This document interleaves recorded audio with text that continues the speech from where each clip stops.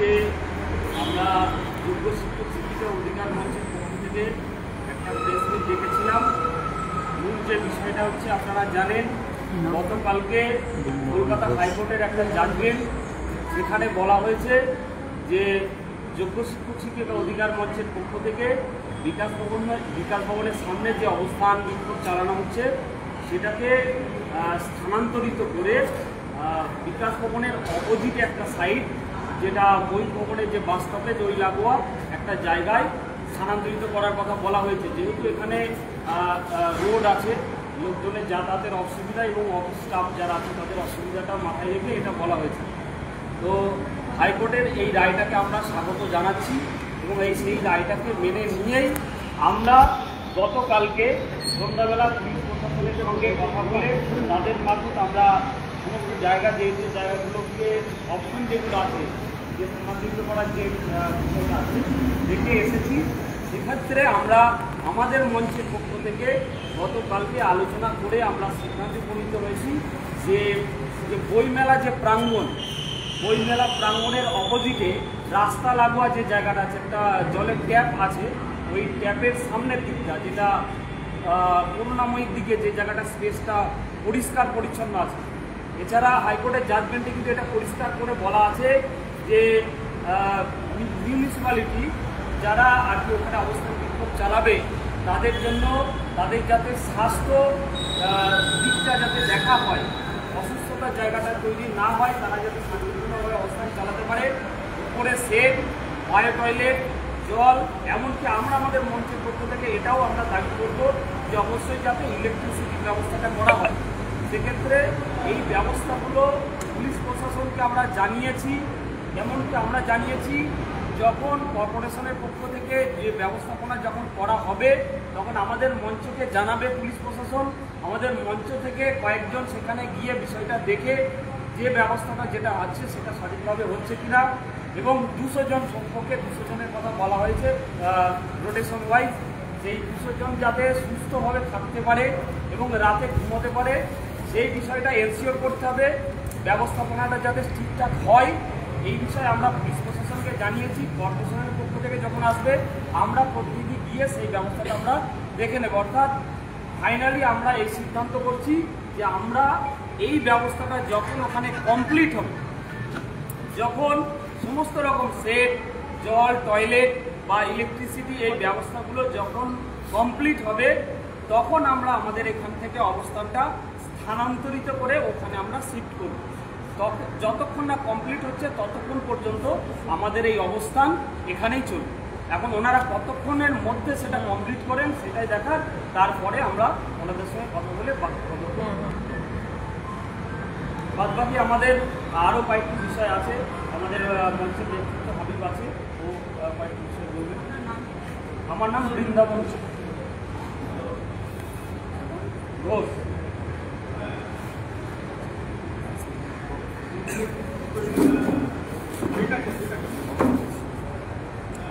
দেখুন, আজকে আমরা এখানে যে এতদিন দেখছি তার একটা বড় কারণ হচ্ছে যে আমাদের সঙ্গে ন্যায় হয়নি। রাজ্য সরকার দুর্নীতি এবং সরকারি আধিকারিকদের দুর্নীতির জন্য আজকে আমাদের এই অবস্থা। আমরা যোগ্য হয়েও বঞ্চিত হয়েছি। শুধু তাই নয়, আমরা কোর্টও আমাদেরকে ন্যায় দিতে পারি, আমরা কোর্ট থেকেও ন্যায় পাইনি। এতগুলো মানুষ থাকা সত্ত্বেও তাদেরকে আজকে রাস্তায় নামিয়ে দেওয়া হবে, আমরা তার জন্য কোর্টকেও দায়ী করছি। এবার যেহেতু পরিস্থিতি নেই যে আমরা বিচার বিভাগের কাছ থেকেও ন্যায় পাচ্ছি না, আমরা সরকারের কাছ থেকেও ন্যায় পাচ্ছি না, তাই আমরা ঠিক করেছি এবার আমরা যারা আইন প্রণয়ন করে অর্থাৎ যারা এমপি আছে তাদের কাছে আমরা যাবো, অ্যাপ্রোচ করবো। কেন? যাতে তারা আমাদের বিষয়টা পার্লামেন্টে তোলেন, নেক্সট অধিবেশনে তোলেন এবং যোগ্য শিক্ষক শিক্ষিকাদেরকে নিয়ে তাদের ভাবনা চিন্তা কী তারা যেন সেখানে বলেন। আমরা তাদেরকে সেই জায়গাটায় পাশে চাইছি। কারণ কোনো আইন বানানো যায় কিনা বা অন্য কোনো বিষয় এটা নিয়ে আলোচনা করা যায় কিনা এই ব্যাপারগুলো যেন ওরা ওখানে তোলেন, এইটা আমরা চাইছি। আমরা আজ থেকে চিঠি দেওয়া শুরু করবো, প্রত্যেককে যত এমপি আছেন প্রত্যেককে চিঠি দেওয়া শুরু করবো এবং আমরা চাইবো যে তারা আমাদের হয়ে পার্লামেন্টে এই কথা তুলুক, সেটা চাইবো। প্রয়োজনে দরকারে সেই চিঠিগুলো কাকে কী দিচ্ছি আমরা আপনাদেরকে পরে শেয়ারও করে দেবো, সেটাও আমরা করতে পারি। এটা হলো 1 নম্বর। 2 নম্বর হচ্ছে আজকে প্রায় 15 থেকে 16 দিন হয়ে গেল এডুকেশন মিনিস্টার এখনো আমাদের সঙ্গে দেখা করেননি বা কোনো মিনিস্টারই আমাদের শনিবার, আমরা আগামী সোমবার অবধি দেখে নেব। আপনারা জানেন যে গত 15 তারিখে আমরা একটা বৃহত্তর আন্দোলন করেছিলাম, তারপর থেকে আমরা কিন্তু শান্তিপূর্ণ আন্দোলনই ধর্ণা দিয়ে যাচ্ছি এখানে। আমরা কিন্তু কোনো রকম আন্দোলনের কর্মসূচি রাখিনি, কিন্তু সোমবারের মধ্যে যদি আমাদের সঙ্গে সরকারের তরফ থেকে দেখা করা না হয়, তাহলে সোমবারের পর আমরা কিন্তু বৃহত্তর আন্দোলন কথা ভাবতে পারি। এটা অগ্রিম আমরা জানিয়ে রাখলাম, এরকম একটা সিদ্ধান্ত কিন্তু হয়েছে আমাদের। সোমবার পর্যন্ত আমরা সময় দিচ্ছি যে রাজ্য সরকারের তরফ থেকে কেউ যেন অবশ্যই আমাদের সঙ্গে এসে দেখা করে। তার কারণ হচ্ছে আজ দীর্ঘ 15 থেকে 16 দিন হয়ে গেল, আমরা প্রত্যেকে কিন্তু প্রচণ্ড টেনশনের মধ্যে আছি। আমাদের কাছে কিছু ক্লিয়ার কিছু আমরা পাচ্ছি না সরকারের কাছ থেকে। তারা আমাদেরকে নিয়ে কী ভাবছেন, তারা রিভিউ পিটিশন নিয়ে কী ভাবছেন, তারা কিউরিটি নিয়ে কী ভাবছেন, আমরা কিন্তু জানি না। আরও একটা বিষয় সেটা হচ্ছে নোটিফিকেশন নিয়ে বিভিন্ন উড়ো খবর আমাদের কাছে আসছে। তাহলে সেই খবরগুলো উড়ো নাকি জেনুইন, নাকি তারা এটা নিয়ে ভাবছেন কি ভাবছেন না কি চাইছেন, আমরা কিন্তু ক্লিয়ার ইনস্ট্রাকশন পাচ্ছি না। আমরা সেটা জানতে চাই ক্লিয়ারলি, কারণ এটা আমাদের জীবন এবং জীবিকার প্রশ্ন, আমাদের লাইফ এবং লাইভলিহুডের প্রশ্ন, পেটের প্রশ্ন। তাই এই জায়গাটায় বসে আমরা কেউ এখানে রাজনৈতিক নেতা হতে আসিনি, প্রত্যেকে চাকরি বাঁচানো লড়াই লড়তে এসেছি।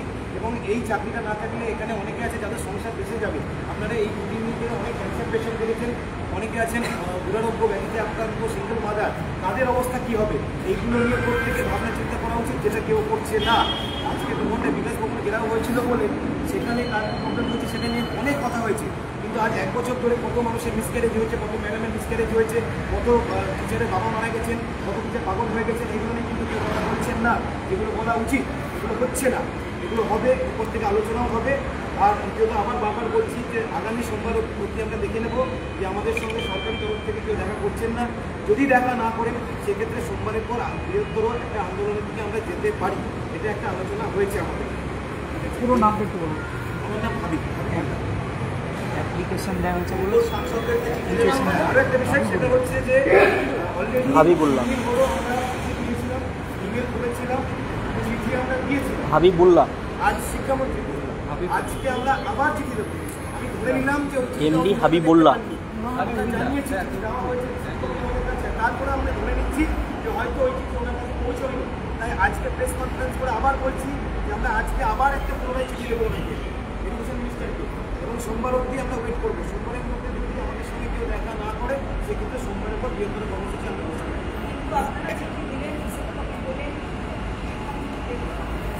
সেটা দেখুন। দেখেছেন দেখেন যে আমাদের জানাবেন, আমরা সোমবার অবধি টাইম দিলাম, আরও একবার আমরা অ্যাপ্লাই করবো। সোমবার অবধি টাইম দেওয়া থাকবে, সোমবারের মধ্যে যদি উনি আমাদের সঙ্গে দেখা করেন, যেটা আমরা বরাবর চাইছি, কোনো চাইছি, তাহলে কোনো একটা আলোচনার জায়গায় যেতে পারে। কিন্তু যদি না করেন আমাদেরকে নেগলেক্ট করে, আমাদের মনে হচ্ছে আমাদেরকে এখন নেগলেক্ট করা হচ্ছে, ইগনোর করা হচ্ছে। এটা যদি হয় তাহলে পরবর্তীকালে আমরা কিন্তু আরও বৃহত্তর কর্মসূচি দিতে সুন্দর সাংসদকে চিঠি দেবেন, যত এমপি আছে আমাদের সেটা যে পার্টি হোক, যে পার্টি হোক, যারা পার্লামেন্টে আছে প্রত্যেককে আজকে হাইকোর্টের অর্ডারে পরিষ্কার বলে দেওয়া হলো। নিশ্চয়ই দেখো, অবশ্যই দেখো, সেটা আলোচনা সেটা আছে। প্রথমে আমরা এমপিদেরকে দেবো, তারপরে আমরা মন্ত্রীদেরকে দিতে পারি, সেটা নিয়েও আলোচনা শাসকদেরও আমরা শাসকদেরও দেবো। আমরা বলছি হ্যাঁ সকল বিরোধী প্রত্যেকে যেহেতু যত তাকেও আমরা জিতে। দেখুন, আপনারা সকলেই জানেন আমাদের যে প্যানেলটা ক্যান্সেল হয়েছে সেখানে 17 দফা দুর্নীতি হয়েছে, সেটাকে আমরা অস্বীকার করি না। কিন্তু এর মাঝেও একটা বড় সত্যি কথা হচ্ছে, এই 17 দফার দুর্নীতির পরেও একটা বড় অংশ শিক্ষক শিক্ষিকা অর্থাৎ আমরা যারা কিন্তু আমাদের নামে কোনো দুর্নীতি প্রমাণ হয়নি, আমরা যোগ্য। আপনারা এই রিসেন্টলি দেখলেন যে সুপ্রিম কোর্টে 2টো MA ফাইল হয়েছিল, একটা র্যাঙ্ক জাম্প দুর্নীতির একটা অংশ, আর একটা যারা OMR মিসম্যাচ, এরা কিন্তু পুনরায় কিছু দাবি নিয়ে সুপ্রিম কোর্টে MA ফাইল করেছিল। এবং এই রায়ে আমরা দেখেছি তারা কেউ স্কুল যেতে পারবে না, এবং আসন্ন যে পরীক্ষার কথা বাতাসে উঠছে সেই পরীক্ষাতেও বসতে পারবে না। অর্থাৎ এখান থেকে প্রমাণান্তরে আবার প্রমাণিত হয়ে গেল যে আমরা কিন্তু যোগ্য। এই দাবিটা আমাদের বরাবরই ছিল, এই দাবিটা থাকছে। আমরা হাইকোর্টকে, সুপ্রিম কোর্টকে, ভারতীয় বিচার ব্যবস্থাকে সম্মান দিয়েই বলছি আমরা যেহেতু যোগ্য, আমাদের আন্দোলন বরাবরই শান্তিপূর্ণ, অহিংস এবং শিক্ষক সুলভ ছিল। তাই আমরা হাইকোর্টের দাবি মেনে আপাতত এখান থেকে আন্দোলন তুলছি ঠিকই, কিন্তু এর মানে এটা নয় আমরা আন্দোলন স্থগিত করছি। আমরা আমাদের পরবর্তী যে পরিস্থিতি আমরা সম্মুখীন হব, আমরা পুনরায় আবার সেরকম পরিকল্পনা করে আমরা আন্দোলন, বৃহত্তর আন্দোলন আমরা রাখবো। এটাই কিন্তু আমাদের কথা। স্থানান্তরিত করছি, আমরা আন্দোলন করছি। আমাদের বিষয়গুলো প্রথমে বৃন্দাবন সাহেব বললেন, তারপরে হাবিব বলল, তারপরে আমাদের রাকেশ ভাই বলল। এবং বিষয়টা হচ্ছে আরও একটি কথা বাকি আছে, সবই বলা হয়ে গেছে। আমাদের এখানে আইনি প্রোটোকল মেনটেন করেই হাইকোর্টের অর্ডারেই আমরা এই জায়গাটা থেকে আন্দোলনটা উঠাচ্ছি। আলটিমেটলি আন্দোলনটা তুললাম না, এই জায়গাটা থেকে স্থানান্তর করে বিধানসভার দুই পাশে নিয়ে গেলাম। সেক্ষেত্রে আমাদের বক্তব্য হচ্ছে 200 জনের যে প্রোটোকল মেনটেন করা হয়েছে, শোয়েব কবির মেনটেন করেই আইনকে সম্মান জানিয়েই আমরা আমাদের গণতান্ত্রিক যে লড়াই বা আন্দোলন বা মিছিল বা অবস্থান বিক্ষোভ এটা আমরা চালিয়ে যাব। সেখানে তাদের প্রোটোকল মেনটেন করবো। এর আগে আমরা শিক্ষামন্ত্রীকে মেল করেছিলাম, চিঠি দিয়ে জানিয়েছিলাম যে আমরা দেখা করতে চাই, আমরা আলোচনায় বসতে চাই। তারপরে আমরা হার্ড কপি দিয়েছিলাম, সেটা রিসিভ কপিও আছে। তারপরেও আমরা এখনও রেসপন্স পাইনি। আমরা এখনও আশা করছি, আমরা আশাবাদী ওনাদের সঙ্গে বসতে চাই। শিক্ষামন্ত্রী এবং মুখ্যমন্ত্রী পর্যন্ত আমরা বসতে বা আলোচনা চাই আমাদের দিশা দেখার জন্যে। যেটা যেটা করণীয় সেটা ওনারা যেন অবশ্যই করে। আমরা এই বিষয়ে শিক্ষামন্ত্রী এবং মুখ্যমন্ত্রীর হস্তক্ষেপ চাইছি আমাদের দিশা দেখানোর জন্য। আমরা বারবারই দেখতে পাচ্ছি যে গতকালকেও যে এফআইআর হয়েছিল তারা বাদ হয়ে যাচ্ছে। এটাকে আমাদের স্যালারি সমাজেও দেখেছি, যারা ট্রেন তারা বাদ হয়ে যাচ্ছে। মানে কারা কারা যোগ্য সেটা অনেকভাবে হোক বা নির্দিষ্টভাবে হোক আমরা মোটামুটিভাবে বুঝতে পারছি। আমরা আমাদের সার্টিফাইড করতে চাইছি, আমরা যে আর্গুমেন্টেড আমরা যে যোগ্য এই সার্টিফাইড কপিটা আমরা করতে চাইছি, সেটা অফিসিয়ালি পাইনি। এটা পাওয়ার জন্য আমরা আশা করবো যেন শিক্ষামন্ত্রী এবং মুখ্যমন্ত্রী আমাদের বিষয়টা দেখেন এবং আমাদের কীভাবে দিশা দেখাবেন আমাদের সম্মানের লড়াই, এই সম্মানটাকে পুনর্বহাল রাখতে পূর্বের অবস্থানে ফিরে যেতে কী কী পদক্ষেপ নেবেন, কী কী পদক্ষেপ এইভাবে একটা পর একটা তো বলা সম্ভব নয়। আমাদের আলটিমেটলি সহসম্মতে নিজের পূর্বের অবস্থানে ফিরে যেতে চাই।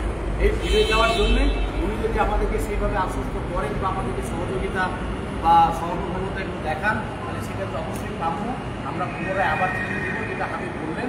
কিন্তু তারপরেও আমরা কিন্তু আমাদের দিশা না পাওয়া পর্যন্ত আমাদের এই আন্দোলনটা চালিয়ে যাব এবং আন্দোলনটা বা অবস্থান বিক্ষোভটা চালানোর জন্যে আমাদের এখানে 200 জনের মেনটেন করা হয়েছে, কিন্তু আমাদের টোটালে আছে 19,000 প্লাস। এই 19,000-এর মধ্যে যদি 200 জনকে নিই, তাহলে 19,000-কে কীভাবে নিব, তার জন্য রোটেশনালি একটা ব্যবস্থা করব।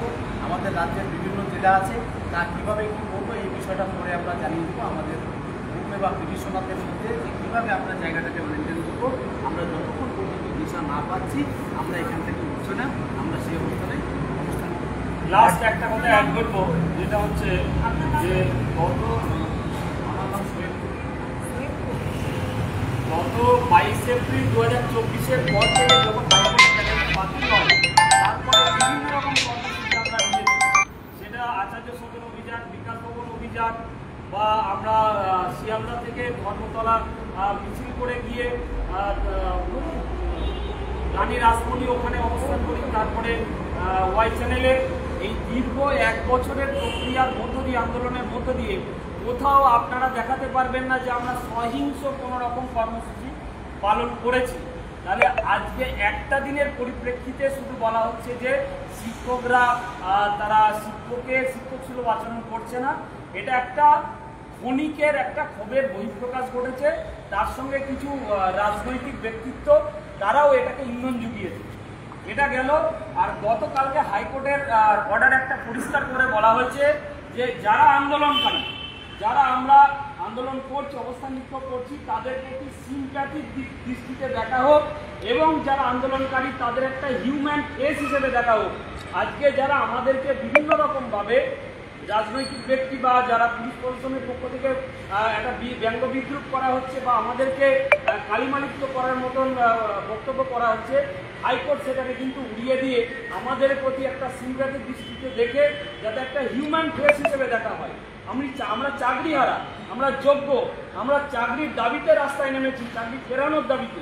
এই বিষয়টাকে প্রত্যেকে দেখুক, সরকার বা বিরোধী বা বিভিন্ন সংগঠন, বিভিন্ন দপ্তর আধিকারিক যারাই আছে তারা এটাকে দেখে আমাদের চাকরি ফেরানোর ব্যবস্থা করুক।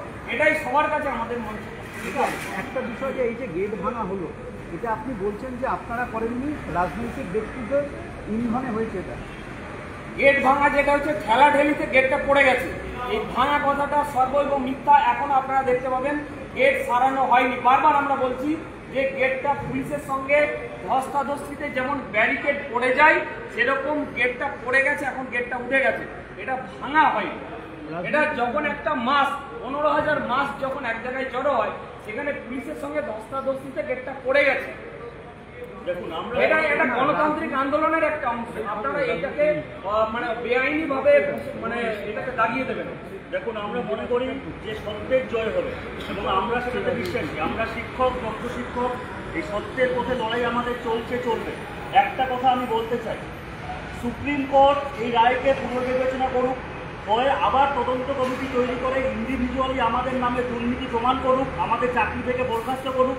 আর দুর্নীতি যদি প্রমাণ করতে না পারে, শুধুমাত্র আইনি পরিভাষায় 17 রকম জালিয়াতি যেটা আমরা করিনি, করেছে সংসদ বা পর্ষদ, সেই জালিয়াতির জন্য আমার চাকরি যেতে পারে না। হয় আমার বিরুদ্ধে স্পেসিফাইড দুর্নীতি প্রমাণ করতে হবে, আমাকে চাকরি থেকে বরখাস্ত করতে হবে, অথবা যাদের নামে কোনো দুর্নীতি প্রমাণিত হয়নি তাদেরকে সসম্মানে পুনর্বহাল রাখতে হবে পুনরায় চাকরিতে। এটাই আমাদের শেষ কথা।